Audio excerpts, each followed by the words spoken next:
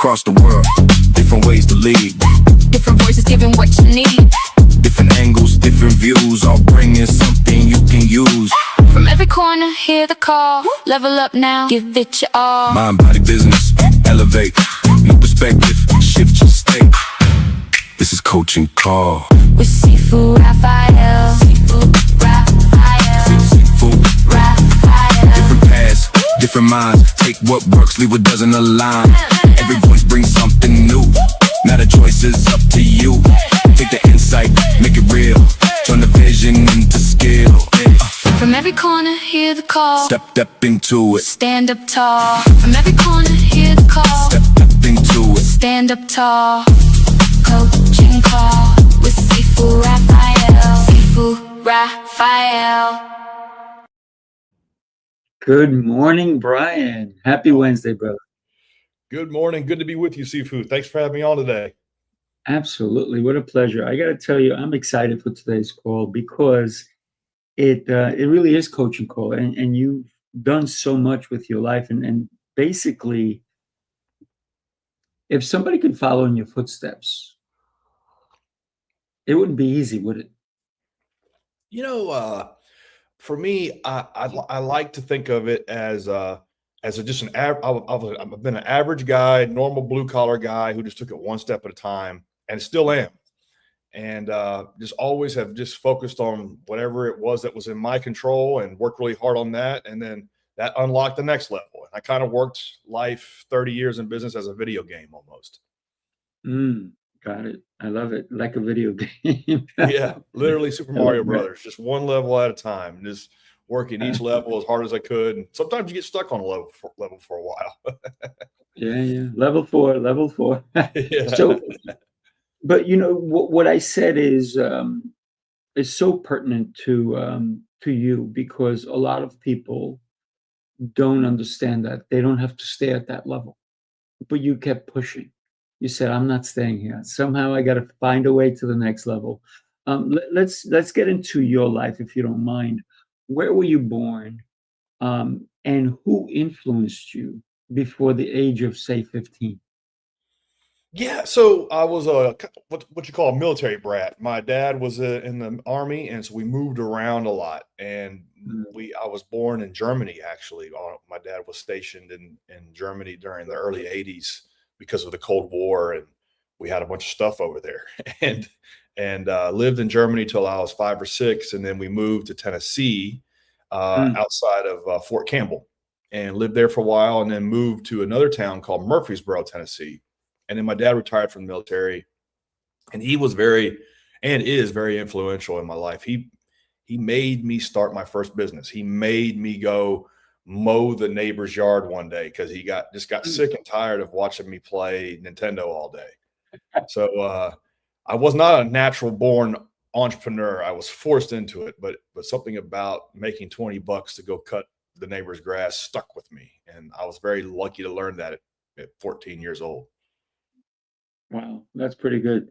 So would you say, being that your dad was a military individual, and you know, he served our country and so forth, would you say his discipline rolled over into you, as far as when you got started with mowing your neighbor's lawn? Yeah, there was a lot of things, a lot of lessons he would teach me around attitude and enthusiasm, and also a level of quality standard. Maybe those are military things. Maybe it's just who he is. But I remember when we mowed that yard, I skipped some spots. I left some spots. I left some grass over here. It didn't look that great, looking back. And after we got done, he came back over and walked me around the yard, and we did quality control. And he pointed out all the areas I missed.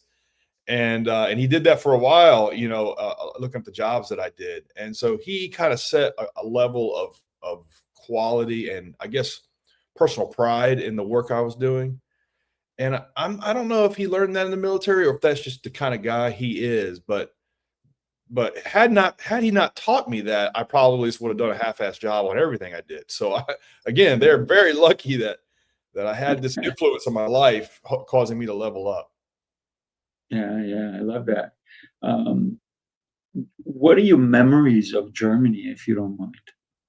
Very, very, very faint. I spent, my first until I was just a little kid there. I remember the food.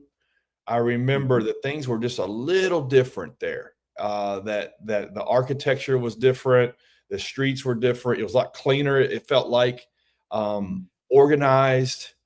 It was definitely more like a well-oiled machine living there. Whereas, mhm. sometimes in the States, things are just kind of like anything goes and it's sloppy.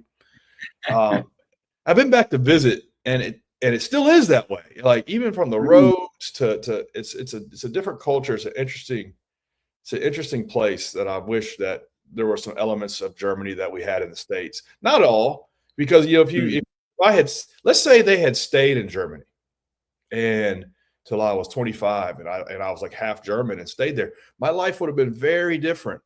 The life of a European is capped. You really cannot. It's very hard to make your own way there. You do have a good mm, safety net, but it's hard to kind of break through the ceiling there. And so, luckily, I didn't live in Germany my whole life. mm. Got it. Did you learn the German language? A couple words here and there, but we were on a military base, and so we Okay. kind of had like an American and British community because there was English troops over there too, and we kind of had our own insular community that we lived in. But like my nanny was a German lady and she didn't speak English. I remember her, and the food is the schnitzel is the main thing I remember. I've never had schnitzel as good as I did back in 1985. I hear you. I hear you. Um, so Brian, you started mowing lawns because your dad's he said you're at the same level. Let's go to the next level. Now it's mowing lawns, right? Yeah, yeah. And instead of playing Mario Brothers, you didn't have the cart, but you had the push mower, right? It's a different It's a different different controller too. joystick in your hand, right? So you said that your dad started you with the next door neighbor, and then you also mentioned that you did, and your dad kind of came in and overlooked and helped you and guided you along what let's take pride in what we're doing, quality control, you called it. And then you had other jobs. How did you get the other jobs? More neighbors? Did somebody tell somebody?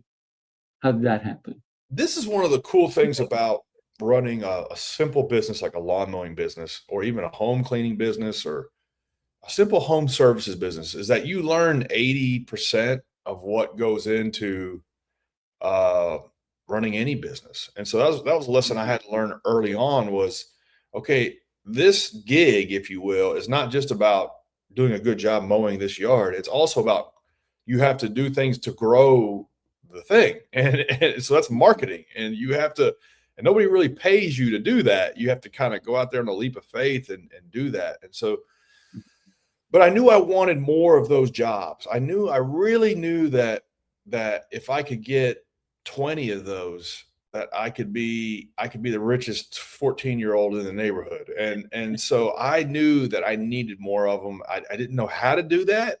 Mm, I just figured the best way to do it would be to print off some flyers and put them in the mailbox, and that's what I did. And then I got yelled at by the post office, by the postman. He said, "You can't do that. You can't put them in the mailbox."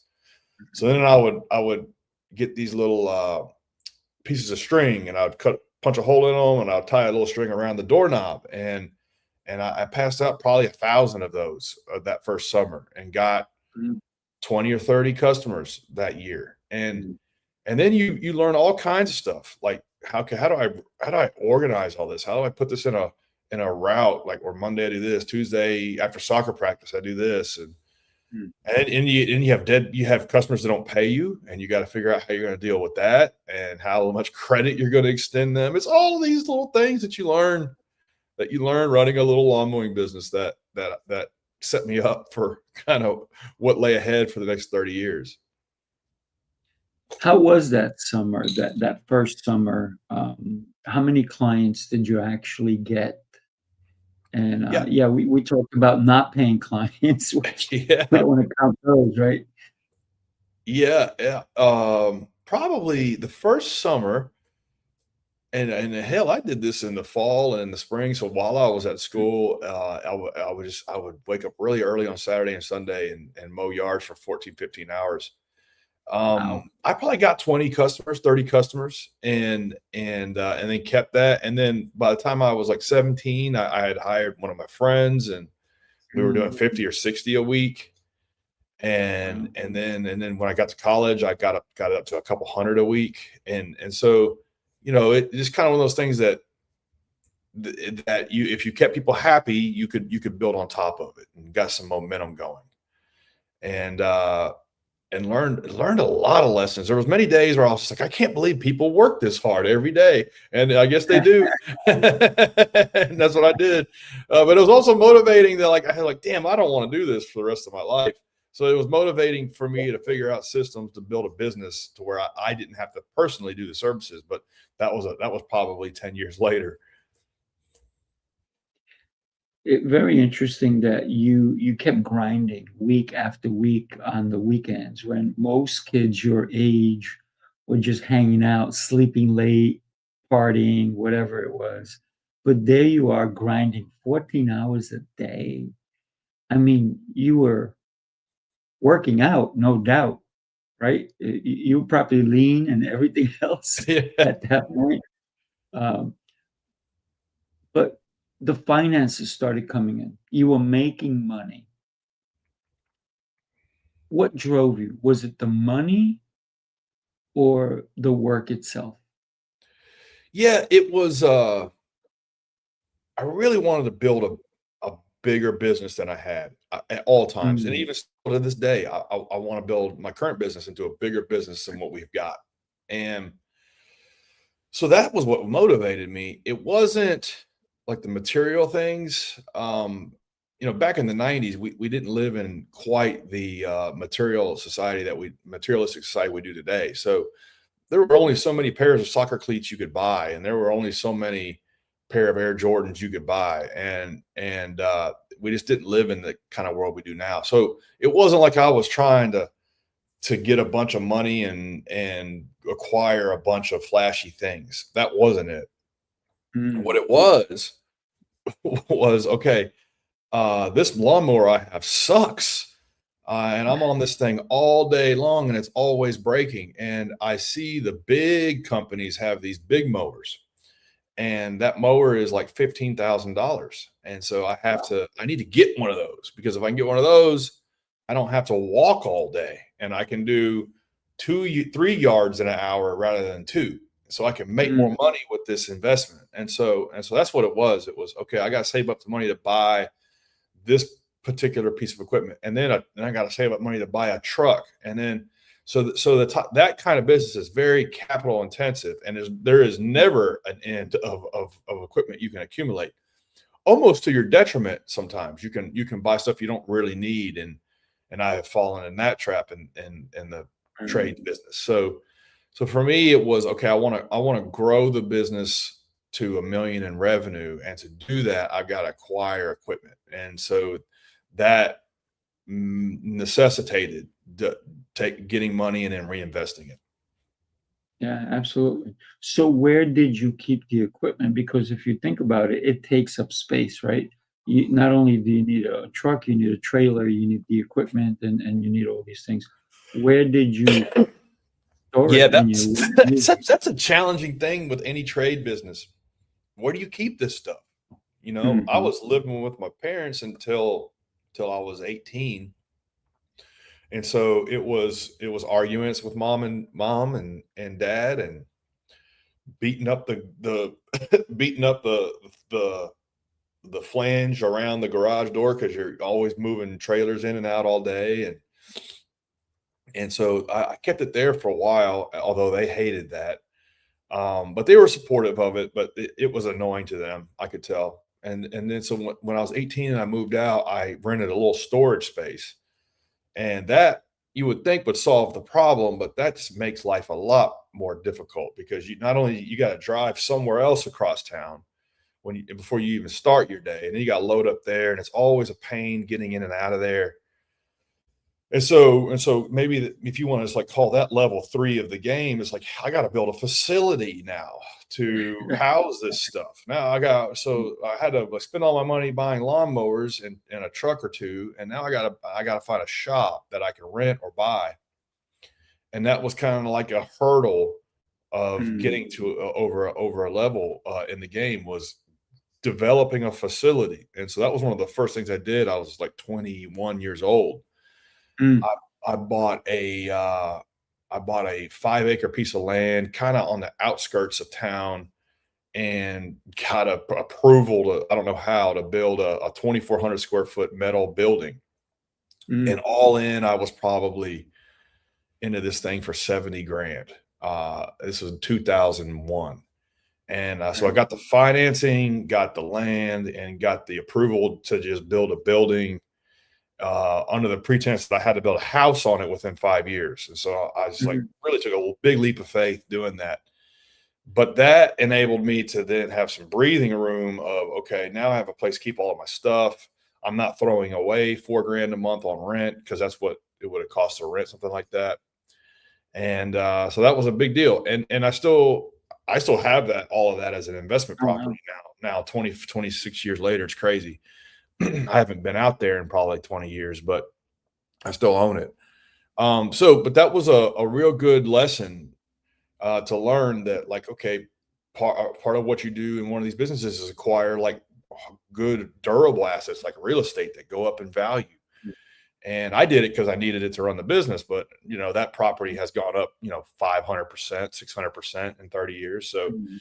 So all kinds of good things that a business forces you to do. But here it is now, I started mowing grass at age 14. Now I'm 21.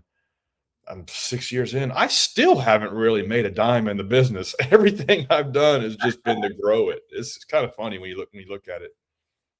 Yeah, yeah. So when you you kept that going while you're in college, Yes. was that more challenging than when you were in high school, would you say?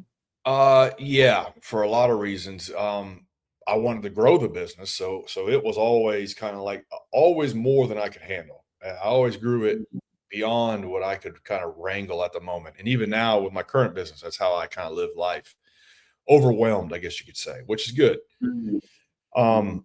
And so I would go to school at night from like 6 o'clock at night to 10 o'clock at night, 4 hours every night for 3 hours, for 3 days a week. So I was taking like 12 credit hours. So it took me like 6 hours, 6 years to get through school.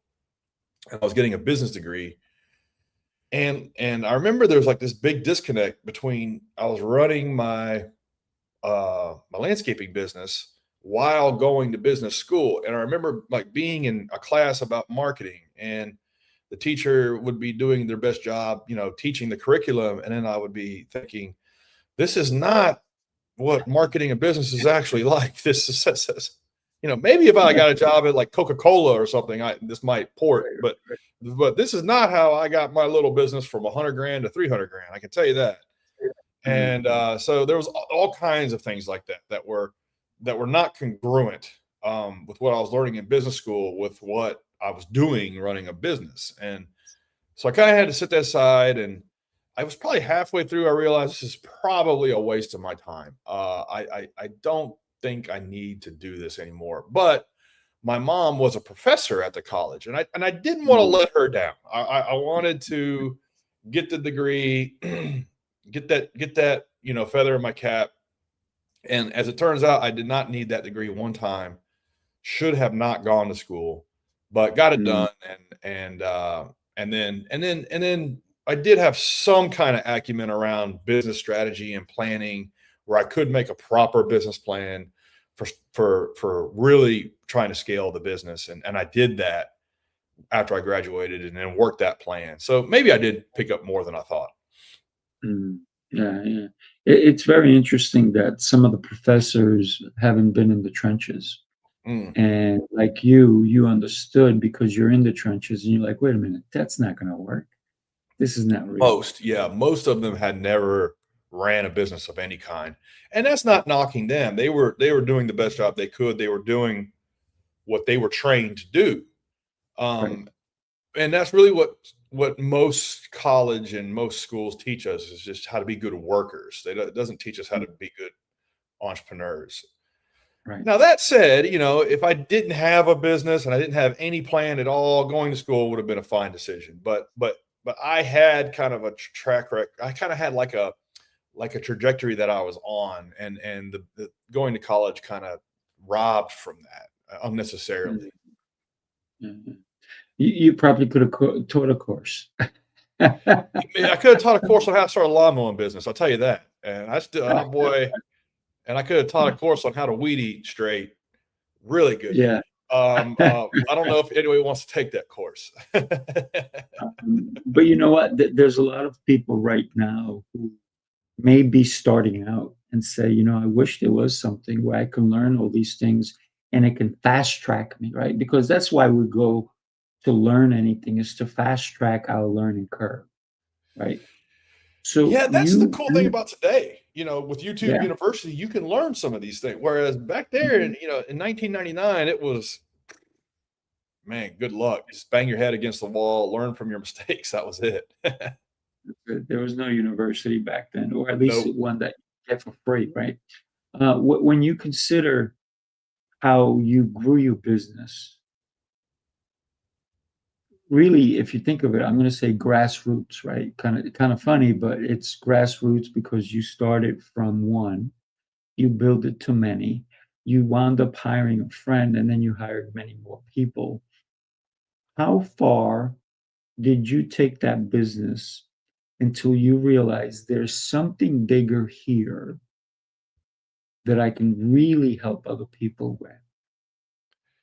Yeah, it was it was probably when I was 23, 24, and I hired my second, third, and fourth person, because up until then I was just hiring college kids and friends, and they were just trying to make some gas money. They Mhm. maybe they were trying to pay their way through school, and that carried some weight to it. But I remember the first time I hired a guy and he had a family. I Mm. mean, he was 10 years older than me, or maybe 15 years older than me, and he had a family and rent. And man, that I just remember that being a big kind of weight on my shoulders, Mm. because I Right. thought, man, if something goes wrong and we lose these 2 or 3 customers, and I can't keep this guy, enough hours, because he needed overtime, and Mm. that was a big responsibility. And so I didn't really know it at the time, but that was kind of like the first step into a new level of the game, where you realize, okay, this is not about cutting grass, and this is not about landscaping. This is actually about, we we provide prosperity for the people that work here, and we give them an opportunity to grow with the business, and make more money next year than they are this year. And we keep food on the table for now, 6 people, Mm. and because you got to think of their family as well. And as time went on, and I'd hire more people, that began to compound. And until, I ultimately got that business to about 150 people. And Wow. so then I did the math one day, and it was like many thousands of people that depended on that business. And that is an important responsibility that you carry as the founder, because that requires you to be looking out ahead, making sure that there's enough revenue coming in, that there's enough sales coming in, that you're keeping customers happy. Because if you don't, if you screw that up, there's a lot Mhm. of livelihoods that you screw up. So true leadership, to lead 150 people and to impact their families and impact even your business, you you had to be somewhat selective at one point, right? Where you want the right people in your organization, because the wrong person could have come in and damaged your credibility even. How did you handle that? Oh, that's a never ending job as the founder. You're always pruning the organization, to keep it truly high level, elite, however you want to describe that, performers, and a cohesive group of people that like each other, and a cohesive group of people that enjoy being around each other. And if you don't, that bill comes due at some point, and it comes due with interest, because you cannot turn your back on preserving the, even if it's just you and two helpers, 5 people, 10 people, 20 people, you're always pruning, and you're bringing on new people, you're bringing in new blood, and you're having to let people go that aren't good fits. Maybe they're just maybe they're just not a good fit for the culture, or maybe they're just a negative person, or maybe they're a lazy person, or maybe they just will not rise to the level of quality standard that you set. Maybe they won't follow procedure. Maybe they're showing up late all the time. Whatever it is, you try to fix it a couple of times, 1 or 2 times. That's it. 99% of the time, you're not going to be able to fix it. And you just need to move on and do the right thing. The hard thing and the right thing are usually the same thing. And that is having that difficult conversation with them, and bringing in somebody that is a better fit, because you're always worried about the culture, and you're always worried about the vibe and attitude inside the business, the level of enthusiasm that is being carried throughout the business. And a lot of that has to do with inner coworker relationships, and a lot of it has to do with your attitude. And if you don't like working with these people, you're going to have a bad attitude. So that's a never ending task of constantly leveling the team up and pruning out the people that aren't good fits. You probably were not thinking about this when you first started in college, of this ecosystem, if you will, right? The different layers, the different challenges that you were going to be facing. Did you, along the way, have people that would handle things for you? So it's almost like a different levels, so that they would handle the lower people coming in, maybe just the regular guys, and you had other people, um, truly an ecosystem. Yeah. As time goes on, there are things you can delegate, and you should. And so for me, you know, there came a time where I did not have to mow the grass anymore. And so Mhm. it was, I ran one crew with me and 2 helpers. And then I had another crew that was a one guy and a helper. And then I had another crew that was another guy and a helper. So I had 3 trucks going out every day. And so 2 of them were kind of autonomous. They would run a route that I would organize. Right. And then when I was running my route, I would still do sales calls and bookkeeping and stuff in the truck. Oh, wow. Yeah. And so I'm doing 3 or 4 jobs at once. And then I'm trying to get somebody to, it took about 3 years, maybe 2 years, to get somebody to do that last job for me, which was run my crew. And so, but then invariably, like, somebody would be sick or somebody would quit, and you would have to go pick up a crew again. You have to go run it yourself again. So that was always kind of like an iterative thing. And but then there came a time where I had enough talent where 3 or 4 of these trucks were going out every day, and I wasn't in them. Mm. And so that was like the first kind of lesson in delegation, where each crew foreman was over his truck, and then there was like a crew foreman assistant, and then there was a laborer, and that's how the crew was kind of built. And you were training somebody at all times to be a crew foreman, because we were always selling new contracts, and we were always trying to bolt on new trucks. And so you were always grooming somebody to take that role.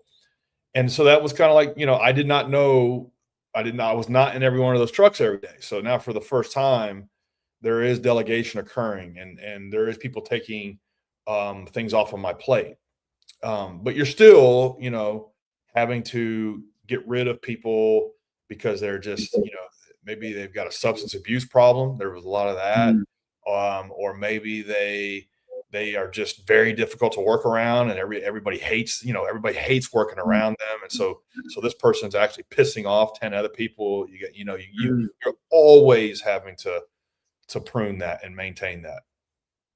It's interesting that you keep saying prune because it's you have to prune all the trees too. Yeah, that's right. Yeah, well, I like that word to describe it because it is a living organism, your business. And when you're pruning something, you're not just whacking at it. Right. You're really looking at the bush and you're saying, okay, this limb, it's decaying. And Mhm. if I prune it off, actually the rest of the shrub flourishes. That's right. And so that's why I like to use that word. It really does describe it well for what we're talking about. Oh, absolutely, and I love the fact that you're using it.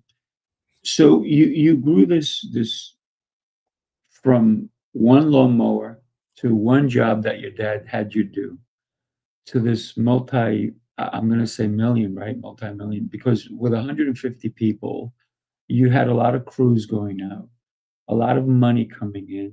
There had to be a lot of definitely um, bookkeeping going on, accounting, all these different things that you never fully imagined when you first started. Now you have all these, as you said, delegating principles, but you didn't stay in that business necessarily. You're doing something for it. So now we're going to get into where the tech part comes in for you. And how did you figure that out? And what was the first catalyst for you to get started with that? Yeah, so yeah, grew the business to around 10 million in sales. And I guess I learned that I wasn't in the landscaping business at all. I was actually in the sales business, and I had to build a sales process at the core of that business and get it to where I could take on bigger projects, larger contracts, and so there was the operations kind of side of it, which I had figured out, but then the sales side of it took me several years to figure out and train salespeople to go out and prospect new clients and bring them in and I managed them for a while. And so that's kind of what got us over the 3 to 4 to 5 million to scaling up to 10 million. And then the business was actually acquired by a national company that runs these types of landscaping companies all over the country. And so Mm. they bought the business and I helped them run it for about 6 months. And then they kind of took it into their system. The business still runs today, and they're making money they're making more money than I ever did in the landscaping industry. So that was a success for everybody. Mm. And so then after I sold that company, I kind of had to figure out, okay, what do I want to do with my life now? And something I didn't really anticipate was how much running that company was part of my just personal self-worth. Yeah, a lot Mm. of my personal self-esteem came from running that business. And now that that was gone, it was just like somebody just took an organ out of my body or something. I felt like there was no reason for me to get out of bed early in the morning. There was no reason for me to want to push it forward in life. And it was a very strange thing that nobody told me about. And so I Right, thought, right. well, I got to start another company now. I don't really want to, but I got to start another business now. And so the idea, after running that company for 15 years, I knew that somebody was going to build an app that worked like Uber and like DoorDash and Instacart. You know, these apps where you can push a button and magic happens. I knew somebody was going to build that for this industry, and I thought, oh, maybe I could do that. You know, maybe I could be a tech founder. Maybe I could build the Uber of lawn care. Right. And told two friends about it, and we called it GreenPal, and that's my current business. So we run an app that works like Uber but for lawn mowing. That's pretty cool. That's pretty cool. What is the website that somebody can reach you at? And then we'll throw it across the screen here. Yeah, just greenpal.com, and you go to the website, you pop your address in, and you'll get like 5 free quotes for lawn mowing, and you hire somebody to mow your yard right on the website or the and they come out and Wow. mow it every week for you. And around 300,000 people all over the country use it every week. Would you say that's correct going across the bottom, greenpal.com? That's right. Looks good to me. All right. Yeah, yeah. And I love the idea that you said there's an Uber, but now it's Uber from lawns. Because if somebody for example, when I had bought my house, I'm in my house and these guys are mowing my lawn. And I'm like, I go outside. I'm like, who are you? Oh, we're mowing your lawn. I'm like, yeah, I didn't hire you. So I don't even know you.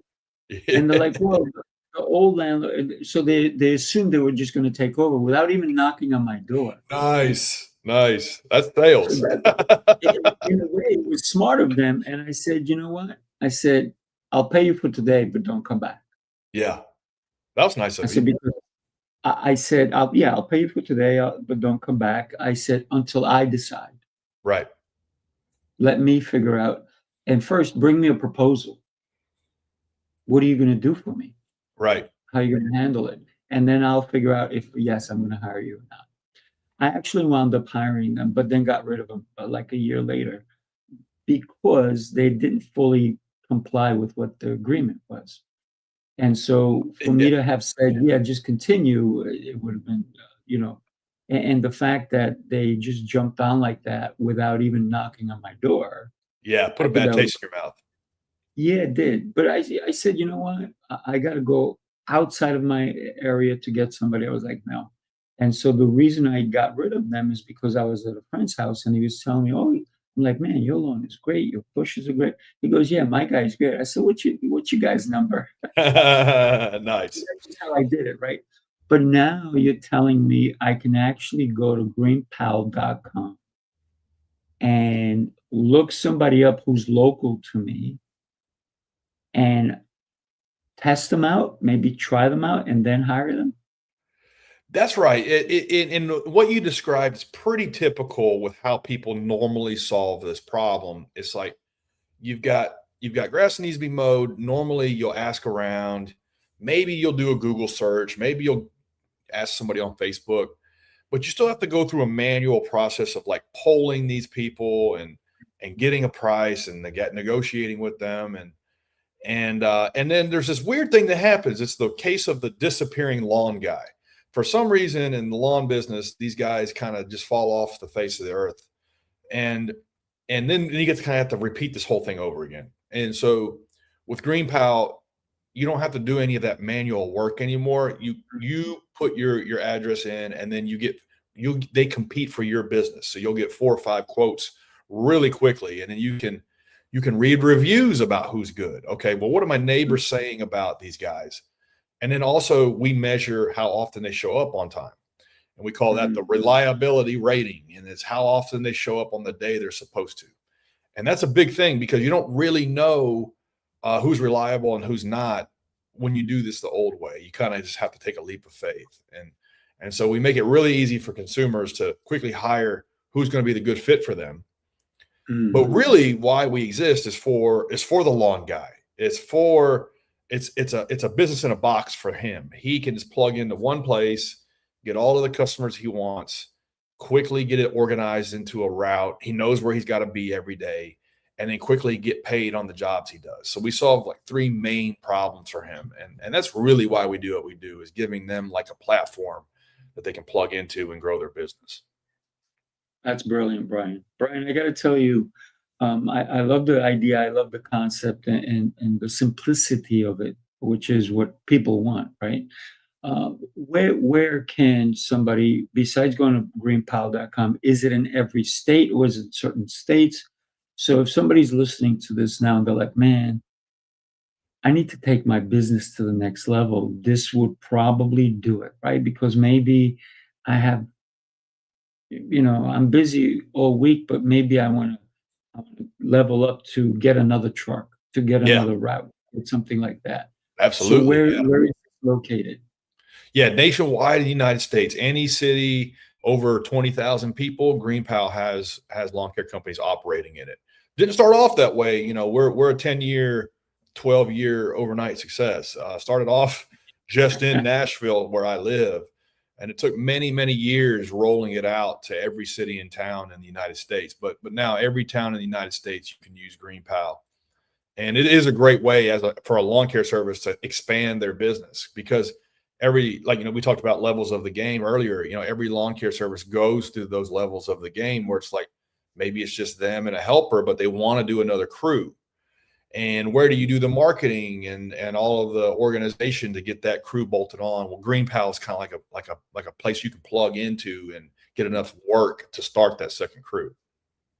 That's beautiful. But you're solving two problems, right? One is for the homeowner, who maybe they're not necessarily happy, or their crew disappeared, right? They're like, nobody's mowing my lawn. It's growing way more than it should.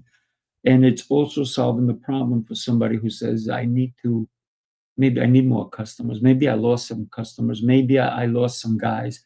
Is there also a part within it for the lawn care guys to say, I need more help? That would be the next kind of level of the game, if you will, going I'm deeper looking into at their leverage, right? business, a way for them to recruit helpers. Mm, We do try to get as deep into their business as we can by way of, like we mentioned earlier, the getting them customers, organizing it, and getting them paid. But now we have this community inside of GreenPal where vendors offer discounts to them. So like you get mm. 15% off your lawnmower blades, you get 10% off of Wow. insurance, you get 2% off of fuel, like all of these like little perks that we call them for being a part of GreenPal is stuff you're going to need anyway. Here's some offers that we've negotiated for you, using kind of like the community as a buying negotiating tactic is what we've done. And then, but would be nice to be able to go a step further and say, okay, you need help getting labor. You're going to need help, with all of these other things. Let's go deeper into your business. So that would be at the next level for us. Yeah, I can see the beauty of you guys getting to the next level, because maybe I need a manager. I Right. need somebody who's gonna handle my crews, because maybe I want to step away like you did, and maybe I want to go to Europe for a month. Yeah. I can't do Yeah. that. I can't do that if I have to be on No, my truck every day, right? man, I sure wasn't when I was starting off in the lawn Of care course not. business. I couldn't point Europe on a map, even though I was born there. But I can see the value Mm. in you guys creating such a fundamental and important aspect to this business. Um, and I don't even think Uber has that, because if I have a Uber car and I want to get two more so I can hire guys, then they have to get their own accounts. But if Uber allowed me to have two or three or four or five accounts, I don't know if they do, but that would be brilliant for somebody, right? To be able to have a crew.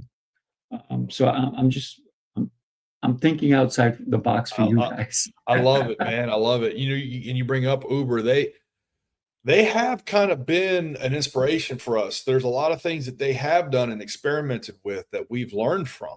And so I think when you're starting a new business like this, you can look at these bigger players and learn from them and reverse engineer what it is they've done. When I started GreenPal, I actually did that. I drove for Uber for like a month, Mm. and I took screenshots of every screen and tried to figure out, okay, how they were doing this, how they were getting guys to show up in their car just at a push of a button. How was this really working? And then I would use every other app that I could get my hands on. I delivered groceries, I delivered food, I walked dogs on these app. There's an app called Wag that I walked Really? dogs on, and I did that for like a year, where every month I would do a different one. It was actually kind of fun, and I got kind of a free MBA in product design doing that. And so learning from Uber and figuring out, okay, here's what they've done in their world. Here's how I could apply it to my little world of lawn care, as how we have built a lot of this business. So you started in your neighborhood. How did you expand it outward? Now it's nationwide. How did that happen? Did you know people in other states? Or how did you slowly get there? Yeah, it was a challenge because I remember it was probably year two starting GreenPal.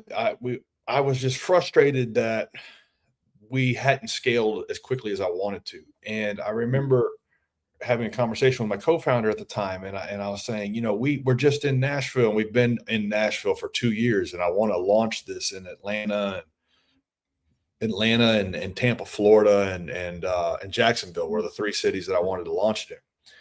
And my co-founder said, "Man, I think maybe 100 people used the app last week, and I'm pretty sure we pissed off 95 of them."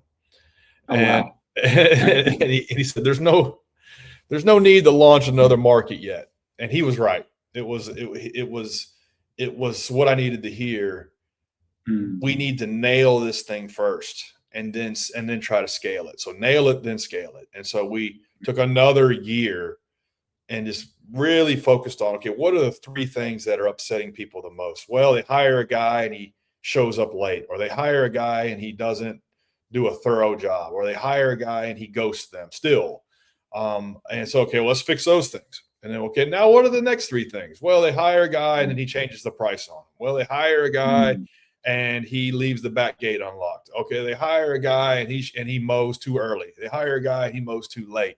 Okay, let's fix those things. Oh, what are the next three things? And it's like you're always like triaging towards what's upsetting customers and not worrying about the 97 things. You're just fixing the top three. And we did that over and over and over again, built-in guardrails and controls inside of the user experience to where it would prevent these things from happening and fix them if they did. And created kind of like a carrot and stick type of approach to lawn care services, teaching them on what it means to be proactive and communicate well with their customers and so on. It took a long time to nail that experience, but once we got that dialed in pretty good, then we started rolling it out to new cities. And I would go to these cities, live there for a month or two, recruit the early vendors, interview them. I know the inside of every coffee shop, every Starbucks in Atlanta, Tampa,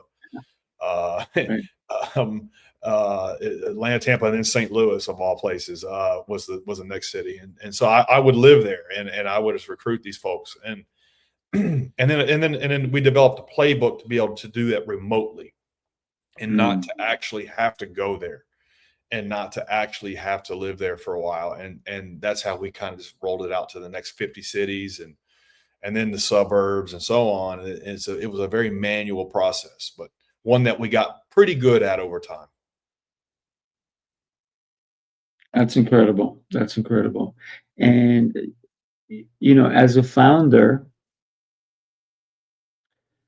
you did the work, right? Not all of it, but there was a lot of work that I had to do. Yep. You had a partner, right? You had a partner, and so he did some of the work. You guys were in the trenches. Yeah. And that's the difference between, and what I said, the educators, right?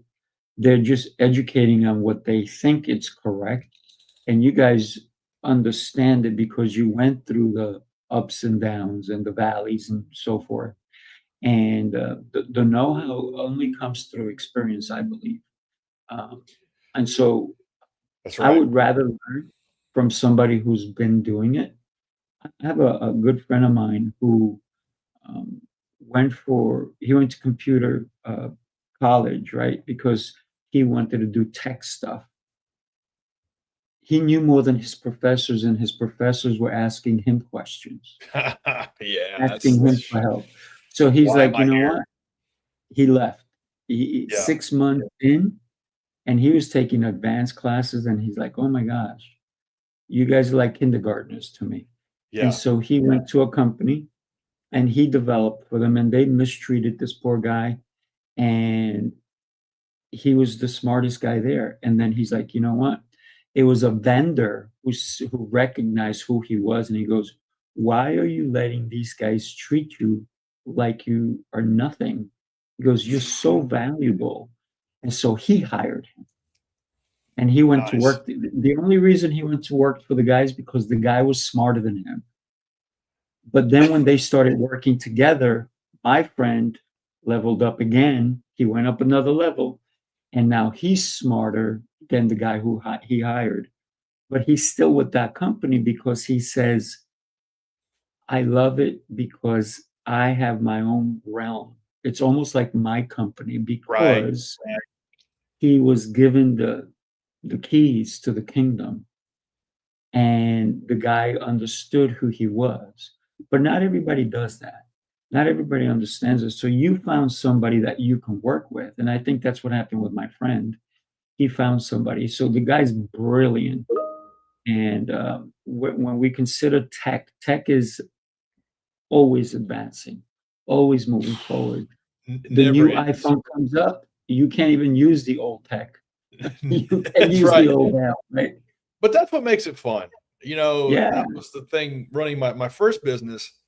I kind of plateaued from a personal development standpoint. And so that's why I really kind of explored selling that company, because I wanted a new set of challenges. And when you get into kind of the tech space, it's always growing, evolving. You always got to learn the new things. And so that kind of makes it fun in a way. yeah, absolutely.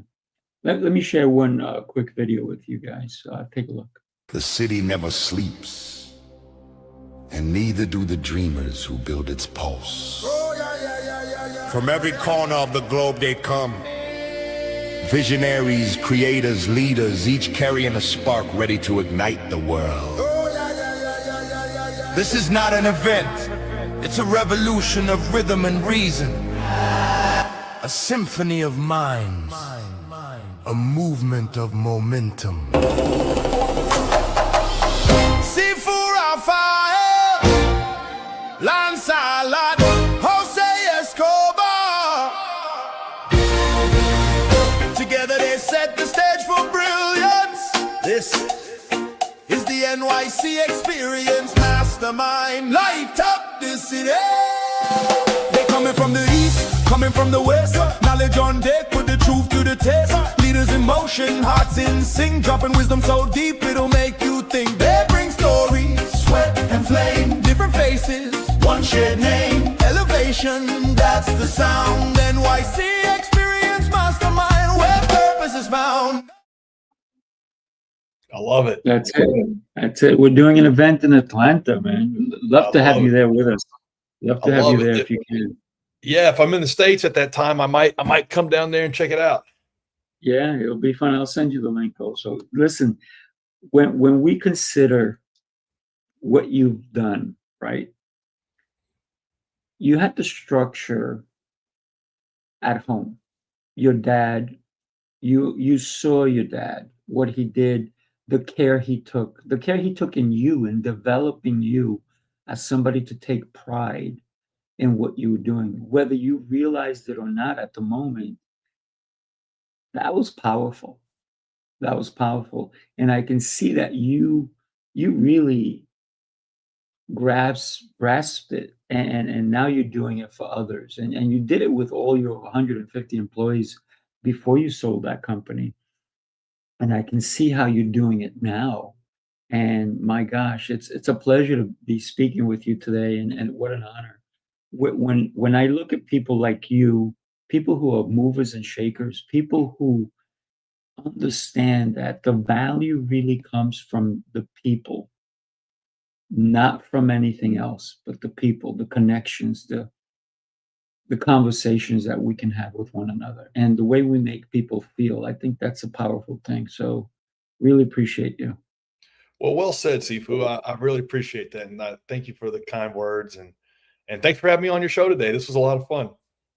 Yeah. So GreenPal, what's the next level of Green? And I kind of gave you an idea, but that doesn't mean my idea is going to be beneficial to you. But where do you see greenpal.com moving to? I'm going to put it up on the screen for everybody to take a look.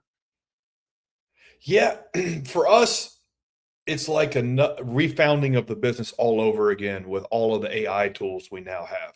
It's the ability to predict what's going to happen when you hire this guy to mow your yard. Is he going to show up on the day he's supposed to or not?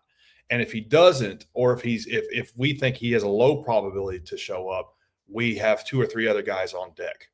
It is closing the gap between where GreenPal is and what magic feels like, literally. Like, have you ever ordered an Uber and the car is outside already? Like he's already on that street and he's just there. Like, it felt like magic. We want GreenPal to feel like that, where where you hire somebody to mow your yard and they mow it in an hour. And we feel like by crunching the data, using AI to leverage, we've done about 5 million transactions on the platform to leverage this transactional data. We can predict outcomes, and we can create more magic in what it is we do, and in turn make these guys more money, because that's really why we exist. So that's what's the next level is for us. And these advancements in AI has come at a great time, because we had kind of reached the point where it's like, okay, what is next? Okay, and then sure enough, this new technology comes out. Okay, that's what's next. I have a business proposition for you. It just came to me as you were talking. I live in New York, and when it snows, people are going mad. And a lot of times I'll go across the street to my neighbor who's older and say, I even did it this year. And I said, can I clean up your spot? He goes, I already hired somebody. I said, okay, no problem. I said, but if you need somebody. So I am thinking of plow.com, right? Whiteplow.com. So that it could be an Uber style, like GreenPal, for people who need snow plowing, right? Because, hey, guess what? They can already have it. It's going to snow tomorrow. They go to their phone. They're like, let me see, what's my price? Okay, I'm going to hire this person, right? So could that be an evolution to GreenPal? And can I be part of it? There you go. We've dabbled in it a little bit, but when we expand further into these other verticals, you'll be our head of plow operations in the Northeast. How about that? It's incredible when we can think about, and you just talked about it, AI, right?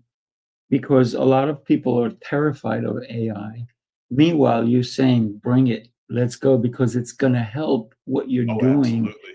And it's going to impact both players, right?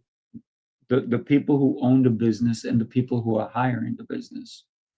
Absolutely. It See eliminates a lot of the wasted movement, a lot of the wasted activity that occurs in every business.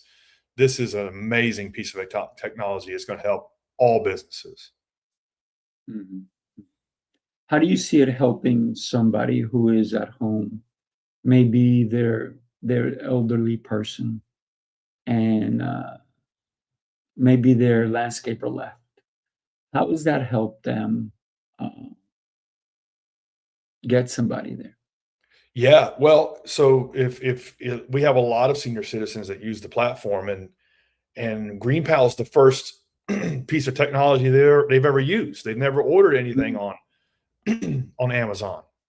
They've never taken an Uber. And so they're like, hey, I've never used technology for this before, but I've left 20 voicemails off of people I called off of Facebook and Angie's List and so on. But I don't know how this works. And so we have to design a product that makes it so easy for anybody to use, even if it's the first time they've ever used a mobile app. And so how it helps them is they can hire somebody that actually shows up, and they can hire somebody with 5 stars and a 99% rating and know that they're going to show up and do what they say they're going to do. Because if you don't use a platform like ours, then you're kind of just taking a leap of faith and you're just doing the same thing over and over again. Particularly if you're a senior citizen, it's easy to get taken advantage of. So with our platform, there's that accountability layer. And it doesn't exist. This accountability layer doesn't exist in most home services. So that's why we exist. And the service provider, it keeps them on track to show up on the days they're supposed to, and to do a good job and to earn that business for the rest of the season. So we try to really create a win-win, and yeah, it's great for somebody who's not necessarily like a tech person, but they can still use GreenPal to solve this chore. So you talked about using it on their phone, so they don't have to go to greenpal.com. Could they go to Apple and Google? That's right. And download the app? And what is the app called on there? Yeah, so if you have an Android, you go to the Play Store. iOS, you go to the App Store, and you just pop in GreenPal. Just put GreenPal in the App Store, and it'll pop right up. And you download the app, and then you can sign up on the app. You don't even have to go to the web. Right. And last question, who pays for the app? Yeah, it's a great question. So for consumers, it's totally free to use. The price you see from the lawn mowing service is the price you pay. There's no fees. And then when you pay them, the lawn care service pays GreenPal a marketing fee. And so we actually are, in effect, our customers are the lawn care services. They're paying to run their business on top of our technology. And they make more money on our platform than they could otherwise, because they're getting new customers and they get it all organized in one package and they get paid, quickly. And so Right. so that's who pays for it, is the lawn care services. And it makes sense. Why not? Right. It's you're getting reliable people that you're going to go to work for. That's right. I love it. I love it. I love it. Brian, I got to tell you, going across the screen is greenpal.com, but everybody, do yourself a favor. If you need any lawn care service, go to GreenPal and look it up on Google or Apple and do it on your iPhone, do it on your Android phone, but get the service. And you know what?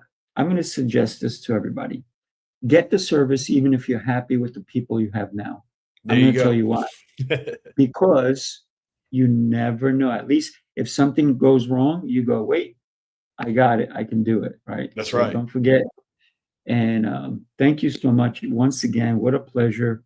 And hang out while we say goodbye to everybody. Do me a favor, everybody, if you're listening, watching the replay, share this with somebody who needs to hear today's message, because what Brian has built is an incredible service that can help even your grandma, your grandpa, your neighbors. It can be something worthwhile. So share this with somebody who needs to hear today's message. Brian, thank you again. What a great pleasure to meet you and know you. Hang out for a minute. Everybody have a great day, and we will see you next time. Take care, everybody.